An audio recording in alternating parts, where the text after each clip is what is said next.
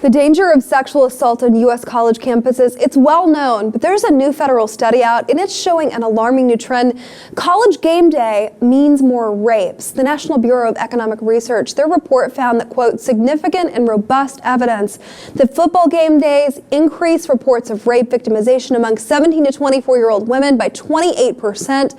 Home games increase reports by 41% on the day of the game, and away games increase reports by 15%. Jose, this lends to the fact that most victims know their attacker. Yeah. They're out partying with their attacker, they have too much to drink, and then the next thing you know it, a rape is reported. Yeah, it's really sad. It's something that, unfortunately, it's too often on the headlines of the news, and we keep seeing. It's a good thing that they're looking at this information, generating this data so we have a better understanding of what is happening today in college campuses all around the country. And it makes sense because during game days, the tailgating, people drink too much, and is this culture that is ingrained into college life today that binge drinking and consent get really blurred really quickly. That's true. Well, this study, it focused on 128 college campuses here in the U.S., and what they found was staggering. The authors of this study, they say that it's estimated anywhere from 253 to 770 additional rapes are reported each year because of the school's football games. So you would think that now that they have this targeted element of when rapes are most heavily occurring, they would be able to counteract a campaign specifically for game days. Yeah, although this is going to be hard. This is going to be a hard sell. Is that naive, do you think?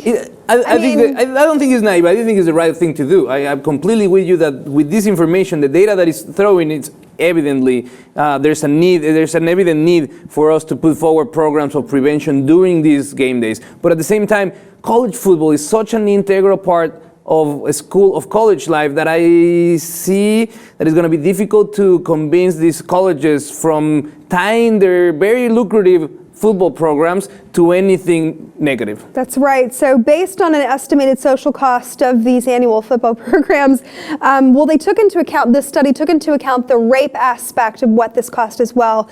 And this is what they came up with, $267,000 per rape. This implies an annual social cost of rapes. And they're looking at, the loss of, student activity, dropout rate, medical issues, like lots of things surrounding that $267,000 every time someone's raped on a college campus over the course of a period of time. It's sad that we have to put a number into a behavior that shouldn't be. Yeah, I agree with you. I think that we've reported in different angles of this story and how it's still there's people out there that believe that boys should be boys and that they are experimenting during college. And the reality is that there is a real need to be able to educate males that go to college about consent and about responsible way of approaching women in campus. Well, most rape victims, it turns out they know their attacker. So this is a word of caution for anybody watching this to make sure that on these days, if you're in a school like this or if you're in any school, that you really take care and really, I think it comes down to almost monitoring alcohol and really having that buddy system in place. I've heard that works as well too. But college campuses really need to step up. They need to take this seriously and address the fact that rapes are happening in high numbers surrounding celebration days.